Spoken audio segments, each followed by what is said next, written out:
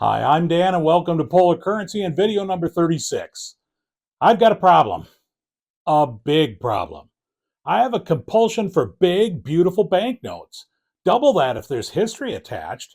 In my research for this video, I came across the world's largest banknote made in the last 500 years. Stay tuned to see how that note turns out.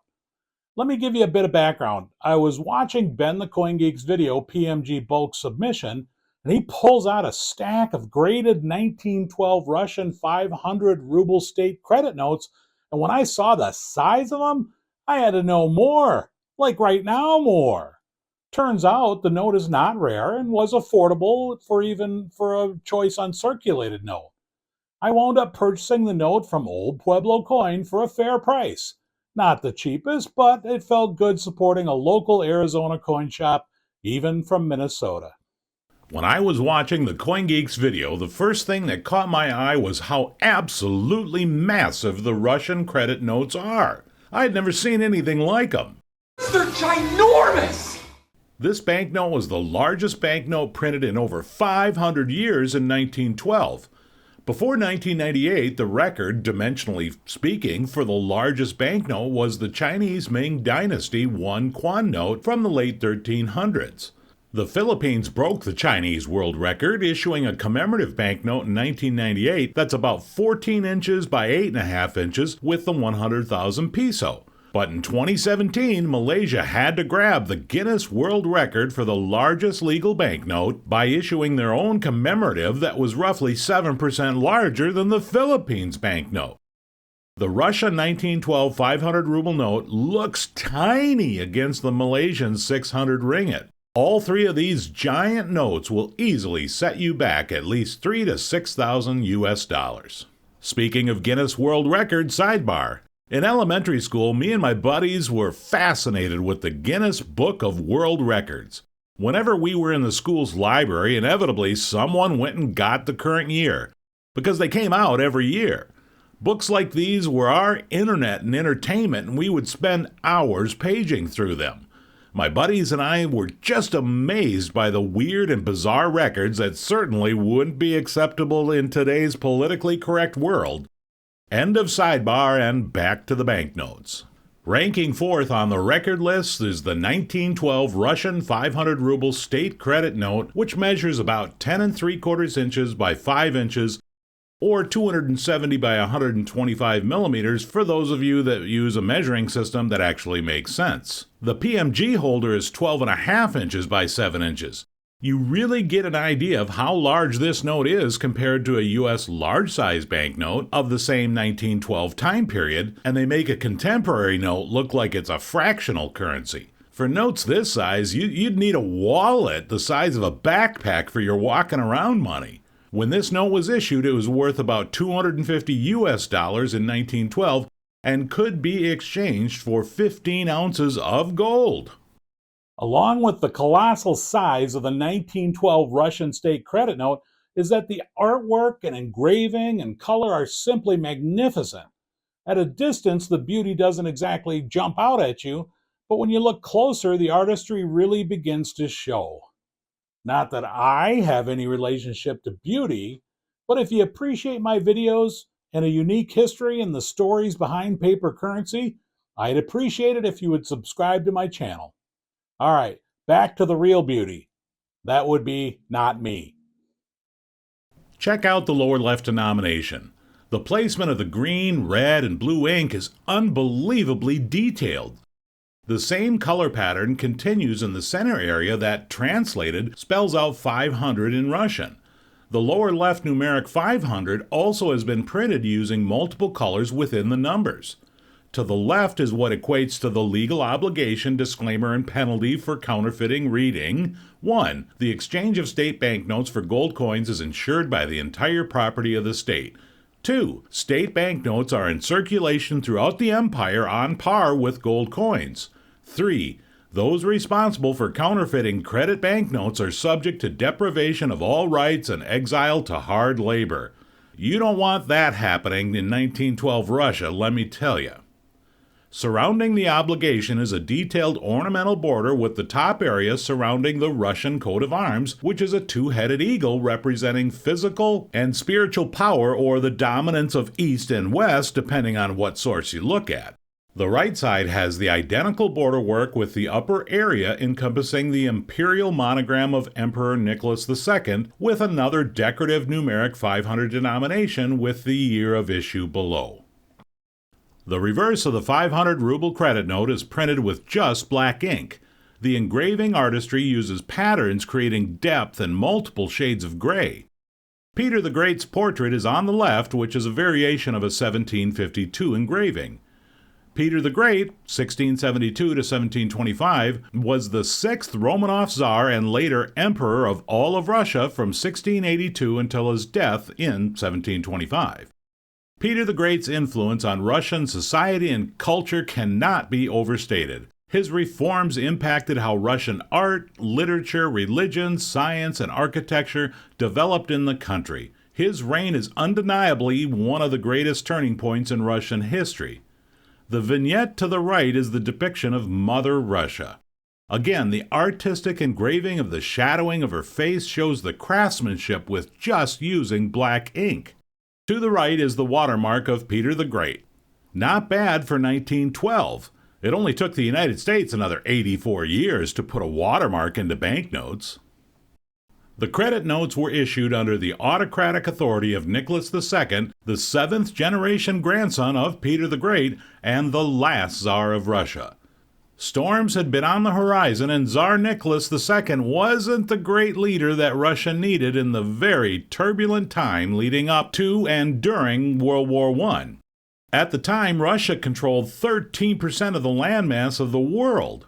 Nicholas II was the grandson of England's Queen Victoria and first cousin to Kaiser Wilhelm II of Germany, who Russia was fighting during the Great War. He was also first cousin to King George V of England, who was an ally of Russia but later abandoned Nicholas and his family to their fate in 1918. He was also cousin to the kings of Denmark and Greece, who were of no help during the war to end all wars.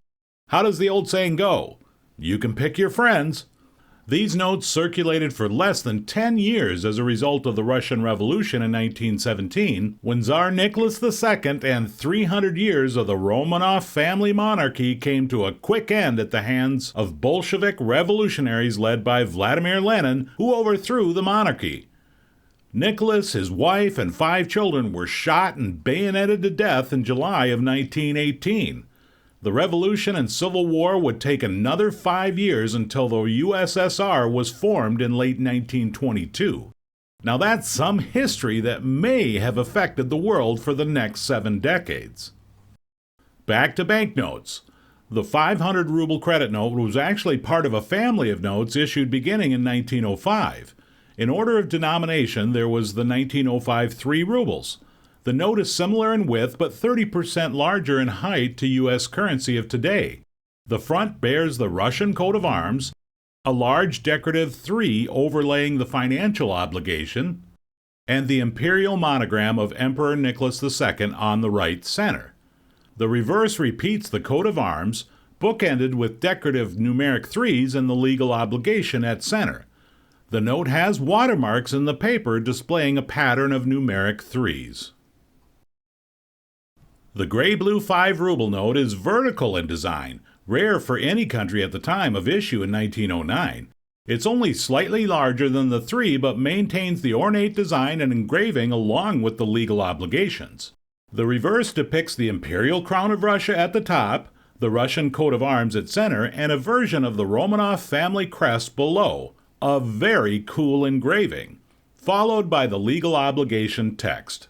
Just like the 3 ruble note, the 5 has a numeric pattern of 5s for watermarks. The vertical red 10 ruble credit note is roughly 20% larger than the 5 and is comparable in size to the pre-1928 large-size U.S. currency in width, but again a bit taller. The front has a secondary border surrounding the coat of arms, the financial obligation, and the year of issue at the bottom. The reverse keeps the same type border but with a totally different design surrounding the legal obligation. I'll say it again, but the level of artistry is just incredible. Unlike the 3 and 5 credit notes, the watermark of the 10 is visible and oriented from the reverse instead of the front. The 25 ruble note reverts back to a horizontal layout and is just a bit larger than the 10 ruble note. The front is, and I can't believe I'm saying this, pretty basic compared to the other notes. On the left is a detailed artwork framing the coat of arms, with the numeric denomination in the lower left, underprinted in the center and repeated in the upper right. The reverse is quite striking, with the ink shifting from bright pink on the left to a green on the right. The left has the imperial crown at the top of the open watermark space, with the denomination below. On the right is the portrait of Tsar Alexander III, the father of Nicholas II, surrounded by an ornate frame repeating the crown on top and a palm frond, and an anchor grouped with a cornucopia. The window on the left repeats the portrait of Tsar Alexander III as the watermark. For you Russian expert numismatists, I'm not including the 50 rubles note because in my opinion it belongs with the previous Russian credit notes of 1899. I thought it was worth mentioning because there is no 50 ruble credit note issued in the next generation of banknotes. There are similarities in design, but it is different in that the front of the note uses mostly black ink and doesn't have a watermark. That's Tsar Nicholas I, Nicholas II's great-grandfather, if you're wondering. The reverse has the ornate engraving design of the time, but it is different from the next generation of notes. And finally, what I would call the older sister note to the 500, the Russian 100 ruble credit note of 1910. The note is very comparable to the 1912 500, but about 5% smaller. The front bears the same elements as the 500, only the coat of arms and the imperial monogram are wrapped in laurel wreaths. And for the 47th time, I just can't get over the combined skill of engraving and printing with the purple, red, and green inks. The reverse, again beautifully engraved and printed with only black ink, bears the portrait of Catherine the Great, 1729 to 1796, which is based from a 1792 painting. Catherine was the Empress of Russia from 1762 until her death and was the country's longest ruling female leader. She came to power following a coup d'etat when her husband Peter III, Peter the Great's grandson, was assassinated. Under her reign, Russia was revitalized. It grew larger and stronger and was recognized as one of the great powers of Europe. The allegorical figure holding an unsheathed sword wrapped in laurel wreaths is curious, as I couldn't find any direct meaning or symbology other than that the two things kind of conflict, meaning the unwrapped sword and laurel wreaths. To the right of Catherine is her imperial monogram at center below a cornucopia. To the far right is the open window to view the watermark of the same portrait of Catherine the Great. The 3, 5, 10, 100, and 500 ruble denominations were the last issued under the imperial rule of the emperor and autocrat of all the Russias before the revolution in 1917. Last sidebar of the video. My best friend was at a flea market in northern Minnesota literally while I was putting this video together and asked if I wanted any old foreign banknotes, and he sent some pictures to me. I saw the Soviet 200 ruble note and asked him to pick it up for me. As it turned out, it was the last 200 rubles note issued by the USSR. Thought it was fitting to tie the two very different but still oppressive regimes together, separated by 75 years of history. End of sidebar.